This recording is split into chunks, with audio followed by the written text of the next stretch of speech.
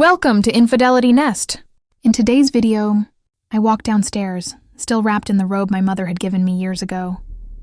It was old now, threads slightly frayed at the edges, lace worn soft by time.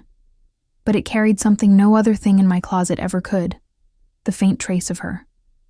Her perfume, her warmth, the memory of her arms that once wrapped me in safety. The living room was dimly lit. The late evening light slipped through the curtains in quiet streaks, falling across the wooden floor like ripples of gold. My father sat on the couch, the television flickering silently before him. He wasn't really watching it. He hadn't truly watched anything in years. His eyes lifted as I entered, and for the briefest moment, he looked at me. Not with discomfort, not with judgment, but with that same distant gaze of someone lost in memory. Grief has a strange way of freezing time. It makes moments feel longer, it makes air feel heavier, and sometimes it makes people look at you not for who you are now, but for the echoes of who they've lost. The candles on the mantel flickered softly. Lavender oil burned in the diffuser beside them, releasing a calm scent that danced gently in the air. It was the one thing that still seemed to bring him peace. He had started using it after Mom's funeral. Maybe because the scent reminded him of her, or maybe because it was the only thing that could help him sleep through the nights that stretched endlessly after she was gone. Neither of us spoke. Silence filled the house like fog. Thick, gentle, endless. Before I go any further, I need to tell you something. The story you're about to hear is not one of forbidden love. It's not about boundaries crossed or anything dark. It's about grief, loneliness, and the fragile ways that human hearts try to rebuild themselves after being broken. It's about the quiet connections that heal us, even when we don't realize they're healing us. When I was little, my father used to laugh. A real, deep laugh that filled the walls like music. His name is Murphy Barker. Back then, he was the kind of man who could make anyone smile. He'd whistle while frying eggs in the morning, blast old rock songs from speakers that crackled with age, and twirl my mother around the kitchen while I sat on the counter, clapping to their rhythm. Those moments are etched into my memory like snapshots. Dad dipping Mom low as both of them laughed, sunlight hitting their faces just right, the air thick with the smell of coffee and cinnamon rolls. He'd look at me and wink before spinning her again, and I'd giggle until my stomach hurt. At bedtime, he'd read me stories, always changing the endings to make them funnier or more magical than the originals. Once, when I cried because the prince didn't save the day, he rewrote the story so that the princess saved herself, and the dragon ended up becoming her best friend. That was Dad, always finding light where others saw shadows. But everything changed when Mom got sick. It started small. Fatigue, little aches she said were nothing. But the nothing became everything. The doctor visits, the hospital stays, the quiet car rides home. I was 10 when she passed away, old enough to remember every sound of that day, young enough to not understand what forever really meant. After she was gone, the house turned into a museum of memories. Her slippers still by the bed, her favorite mug left untouched in the cabinet. Dad tried to keep things together, but his laughter vanished like the last spark of a dying flame. He still smiled sometimes, but they were the kind of smiles that never reached his eyes. He never cried in front of me. But I heard him sometimes, through the thin walls, the kind of crying that doesn't sound like tears, more like broken breathing. Still, he showed up. Every morning, breakfast was on the table. My school lunches were packed neatly. He attended my parent-teacher meetings, always trying to look strong, though the exhaustion in his eyes said otherwise. Years passed, and I grew into my teenage years trying to outrun the silence that haunted our house.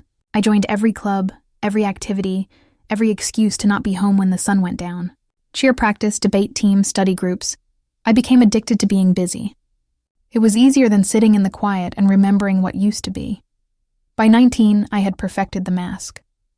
Straight A's, top of my class, a bright smile, and plans for college that looked perfect from the outside. But inside, I was empty. And Dad, he was even worse.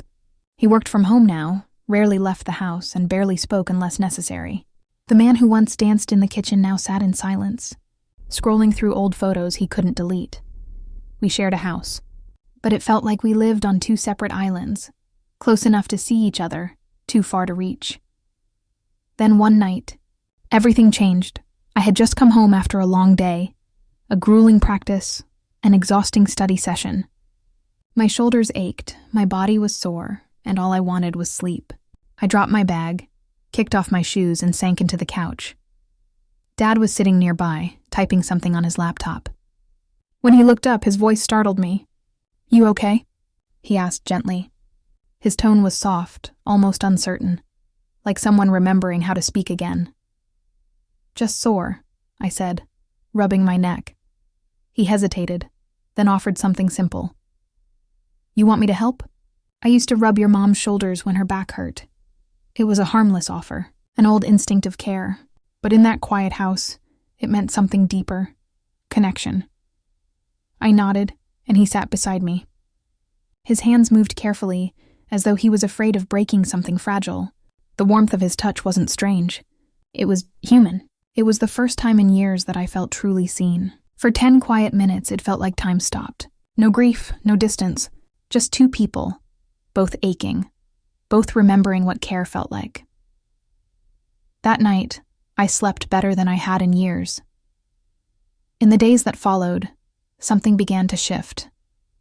We talked more, small things at first, groceries, my classes, his work, the weather, but conversation, once rare, began to fill the empty spaces.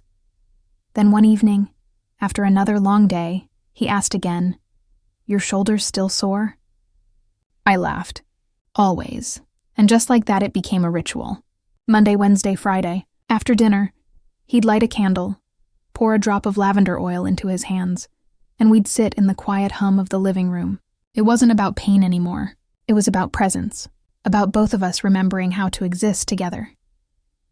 Over time, something healed inside me. And I think something healed in him too.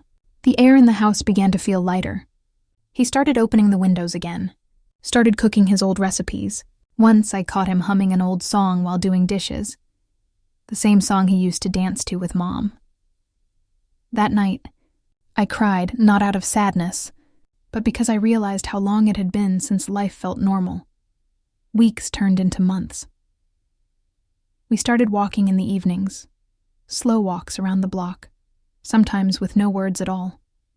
Just steps. Sometimes he'd tell me stories about his younger days, about how he met Mom, how scared he was when she told him she was pregnant. Through those walks, I began to see him not just as a father, but as a person, flawed, wounded, trying his best. And one day, he said something I'll never forget. "You know," he said quietly, "grief doesn't ever leave you. You just learn how to carry it better." That sentence lived inside me. Grief doesn't leave. We just learn to carry it better. Over time, our home became warm again. Not in the same way as before, but in a new way. Different, but peaceful. We filled it with fresh memories. New laughter, new routines, new traditions. Every Sunday we cooked together. Every Friday we watched old movies, making fun of the bad dialogue. Every morning we shared coffee. It wasn't perfect, but it was real. And somewhere along the way I stopped running. I stopped needing to escape my own home. That's when I realized healing doesn't happen in big cinematic moments. It happens quietly, in the small, ordinary gestures that remind you you're not alone. Sometimes it's a conversation you didn't expect. Sometimes it's a cup of tea shared in silence.